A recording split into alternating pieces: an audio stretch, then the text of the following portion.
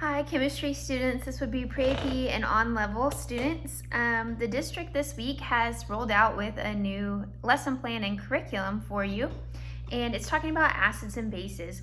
In my class specifically, we had learned how to name acids. Acids are anything that starts with a hydrogen. That's the definition that we went with in our class. This week you will be learning there's a couple of different ways to define an acid and a base. The videos that have been linked should help you out. I do want to go over some highlights and try to help you understand things a little bit better. I won't get too into definitions.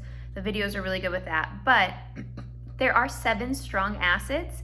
It's really important for you to know they ionize in water, which means that they're just breaking apart into their ions. So how we originally formed those, they break apart. So the 7 strong acids are right here. So you have hydrochloric acid, hydrobromic acid, hydroiodic acid, nitric acid, sulfuric acid, chloric acid, and perchloric acid. Remember, when we're naming, if it ends in "ide," it's hydrostemic acid. If it ends in "ate," it's stemic acid. So this would be nitric acid. And then if it was an "ite," which no strong acids are "ite," it would be stem-us acid. So those are our 7 strong acids. Super important to note, especially if you're interested in AP chemistry. So whenever we're talking about strong acids or bases, it's meaning that they're going to ionize completely in water. So that means that if I had hydrochloric acid in water, it doesn't exist as this, it exists in ions. So it's hydrogen ions and chlorine ions floating around. Really important to note, and that's how we define strong. There are 8 strong bases currently that we want you to focus on, and how I remember the 8 strong bases.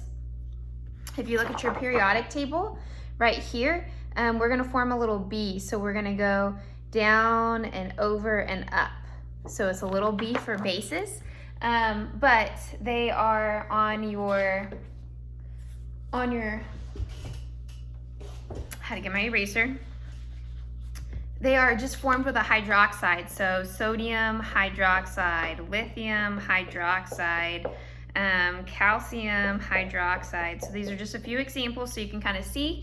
So bases all have hydroxide at the end for strong bases for the extent of this class. There are other acids and bases out there. They're called weak acids or weak bases, and the video should hopefully explain those as well.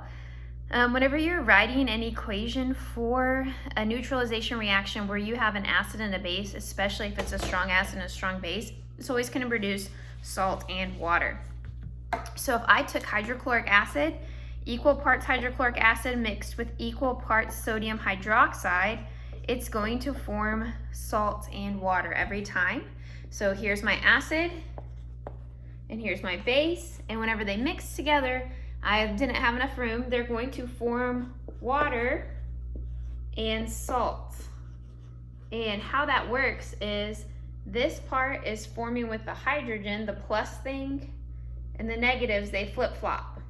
So my plus that was with this negative is now going to be with this negative. So that means the H and the OH are together, and then the negative and the positive are together here. So they just flip-flop. So whenever you're trying to do the practice on there, if you get to that point, that's a little bit of an instruction for you for the whole week. You can Zoom conference with me if you have extra questions or you need extra help, and we can work through those problems together. But hopefully this video helps explain things a little better.